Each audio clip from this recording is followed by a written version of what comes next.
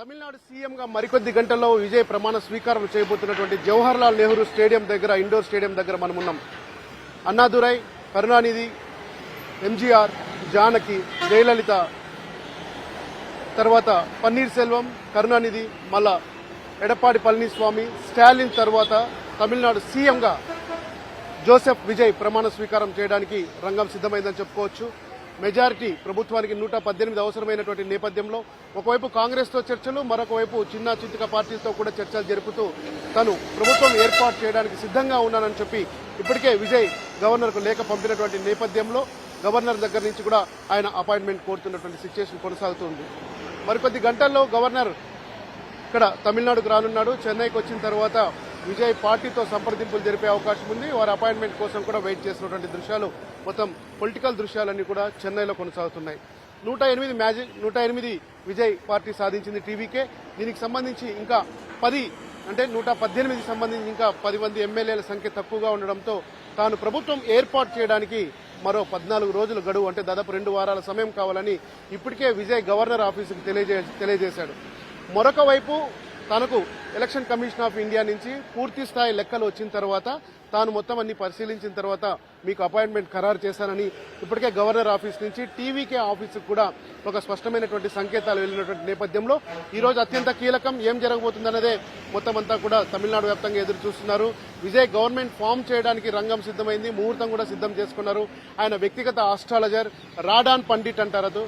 అతను నిర్దేశించిన సమయం ప్రకారం మే 7వ తారీఖు ఉదయం 11:30 ప్రమాణ స్వీకారం చేయాలని చెప్పి కూడా టీవీకే పార్టీ ఇన్సైడ్ గా ఆ నిర్ణయాన్ని గవర్నర్ కు తెలియజేసినటువంటి పరిస్థితి. అయితే ప్రస్తుతం గవర్నర్ కేరళలో ఉన్నటువంటి నేపథ్యంలో ఆయన చెన్నైకి వచ్చి స్టాటిస్టిక్స్ అన్ని తెలుసుకున్న తర్వాత విజయ్ పార్టీ నుంచి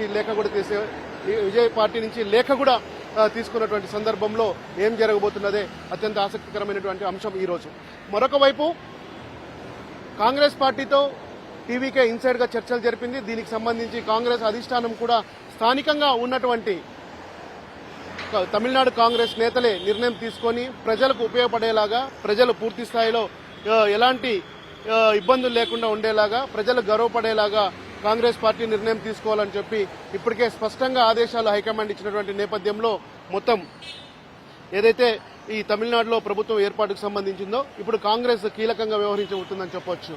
సో మరొక వైపు కాంగ్రెస్ పార్టీ దగ్గర 5 మంది ఎమ్మెల్యేలు ఉన్నారు. ఈ 5 మంది ఎమ్మెల్యేలకు సంబంధించి కూడా తాము టీవీకే ప్రభుత్వానికి మద్దతు ఇస్తున్నామని చెప్పేటువంటి ఒక లేఖ ఇచ్చే అవకాశం ఉంది. దీనికి సంబంధించి కూడా కాంగ్రెస్ పార్టీ ఒక స్పష్టమైనటువంటి సంకేతాలు తమిళనాడు ప్రజలకు, అలాగే పూర్తిగా టీవీకే కూడా చెప్పే అవకాశం ఉంది. కాంగ్రెస్ పార్టీ దగ్గర 5 మంది ఎమ్మెల్యేలు, విజయ్ 108, ఆ తర్వాత 113 అయితే ఇంకొక ప్రభుత్వం ఏర్పాటు చేయడానికి ఇంకొక 5 మంది ఎమ్మెల్యేలు అవసరమైనటువంటి నేపథ్యంలో 10 మంది నుంచి 11 మంది వరకు గుంజడానికి 2 వారాల సమయంలో అన్నాడీఎంకే నుంచా లేకపోతే మిగిలిన పార్టీల నుంచి కూడా కలెక్ట్ చేయడానికి, తర్వాత వారిని సంప్రదించడానికి కూడా టీవీకే సిద్ధమవుతున్నటువంటి పరిస్థితి ఉంది. సో 2 ద్రవిడ పార్టీలను పక్కన పెట్టి కాంగ్రెసేతరులు ఉన్నటువంటి ఎవరైతే వామపక్షాలు ఉన్నాయి, బీసీకే ఉంది, బీసీకే తర్వాత డీఎండీకే విజయకాంత్ భార్య ఉన్నారు, వారితో పాటు ఆల్ ఇండియన్ ముస్లిం లీగ్ పార్టీకి సంబంధించినటువంటి 2 ఎమ్మెల్యేలు ఉన్నటువంటి నేపథ్యంలో ఒక విజయ్ సారథ్యంలో కూడినటువంటి సంకీర్ణ కూటమి ప్రభుత్వం ఏర్పాటు కావడానికి తమిళనాడులో రంగం సిద్ధమైంది.